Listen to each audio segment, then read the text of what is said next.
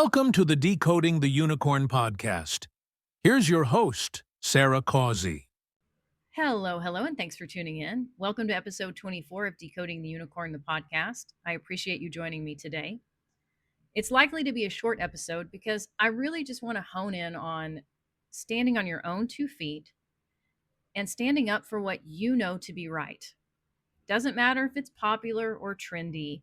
Doesn't matter if everybody else in the room is telling you that they think something different. You have to have a backbone and some fortitude.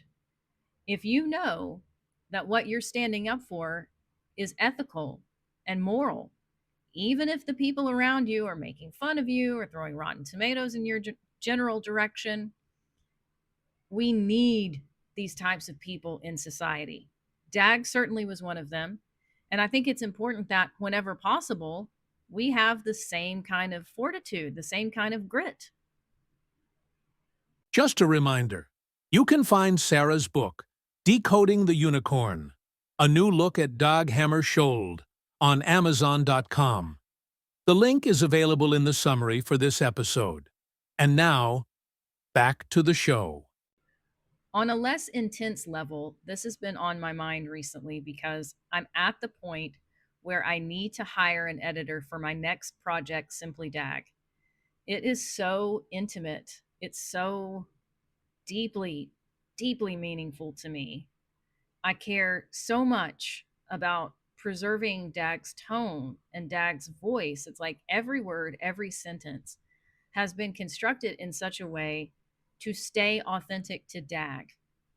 And it absolutely grinds my gears whenever somebody tries to sand him down, to make him more commercial.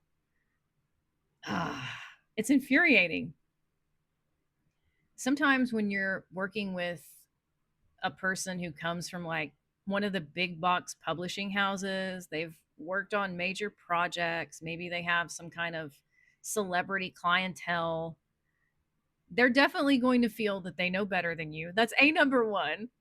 And even though it's like, well, yeah, I mean, I get it. On the commercial side of things, you absolutely do know more than I do.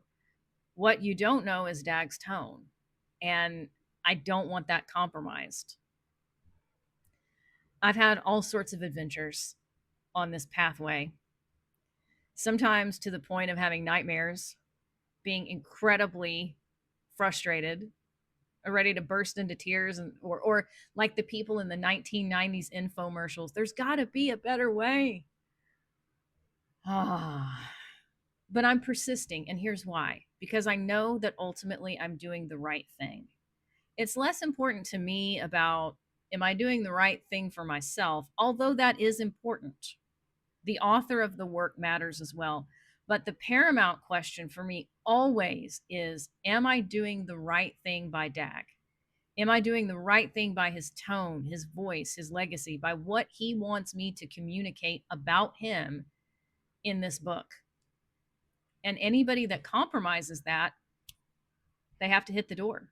I don't care if you've worked for the most exclusive publishing houses. I don't care if you've edited for A-list celebrities. I don't care. See, those are the things that writers are told that we should care about. These big, important, fancy pedigrees. Guess what? I don't. I care about whether or not you're professional, you can do the job appropriately, and can you make sure that Dag's tone, his voice, and what's being conveyed in a particular scene stays true?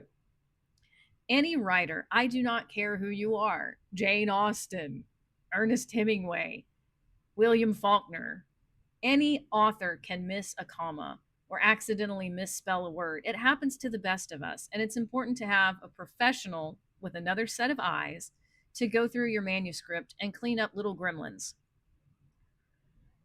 There's a difference between somebody cleaning up your gremlins versus somebody getting very heavy handed, coming in with a chainsaw instead of a scalpel. And I just cannot stand that. It's not something that I want for this particular work. I don't think it needs it, for one thing. And I just don't want Dag's tone to be damaged. It means so very much to me. I want to read a short passage from Decoding the Unicorn. He exhaled a plume of smoke and contemplated what his father told him years before.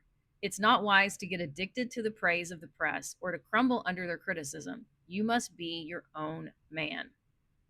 This is certainly something that Dag's father Hjalmar experienced in Sweden. He was the Swedish prime minister when World War I broke out. And due to the war and rationing and shortages, and also there were some ships that got waylaid that didn't bring supplies that they should have, Hjalmar stayed neutral during World War I. And there was a cost to that. There was a cost to that not only to him, but to Sweden as a whole. And the press smeared him and called him Hungersköld because of the shortages and long lines to get basic supplies. I'm not saying that it was an easy time for anybody, because it wasn't. What I am saying is that Hjalmar did what he believed to be the correct thing to do. And poor Dag took some hits on that as well, because he goes to school and the kids are hearing what their parents are saying around the dinner table, what kind of gossip is going on at home. And they take that to school and they use it to punish Dag. And in fact, there were some boys that assaulted Dag, tried to beat him up over not liking Hjalmar. And it made an impression on Dag at an early age. But it didn't make the impression that you would think. It didn't turn Dag into a conformist. Instead, it only steeled his resolve. It solidified his resolve that if you know you're doing the right thing, if you know that what you're doing is ethical, even if people make fun of you, even if people try to beat you up and engage you in a physical fist fight, if you're doing the right thing, that's what really matters. Being that lone voice in the desert that will say, I think we need to reconsider what's happening, or I think we need to take a stand for what's ethical. That's what it's about. We face plenty of decisions in our day to day life, little small micro decisions where this is important, where we have to think about, who do I want to be in this moment? Is this compatible with my code of ethics? Now, that might not sound sexy and fun. This episode is not likely to get a lot of downloads of people thinking, oh, I'm going to hear something controversial and crazy. And that's fine by me, because it's not about that. It's about, are you able to stand on your own 2 feet, to have a backbone, to have a spine, and to stick by your code of ethics, to do what you feel is right in a given situation, even if it's not popular or trendy. The world needs such people. I look at the drum beats of war, I look at heated rhetoric, and I just think we need more Dag Hammarskjölds in the world. We don't need more vitriol. We don't need more bombast. We don't need more people who are so flexible they bend any which way the wind blows. We need people with a perspective, a point of view, who are willing to stick by that and say, there's a reason why I feel the way that I do, and I deserve to be heard. Just some food for thought for today. Take good care of yourself, and I will see you in the next episode. Thank you for tuning in. If you enjoyed this episode, please subscribe to this podcast and share it with others. We'll see you next time.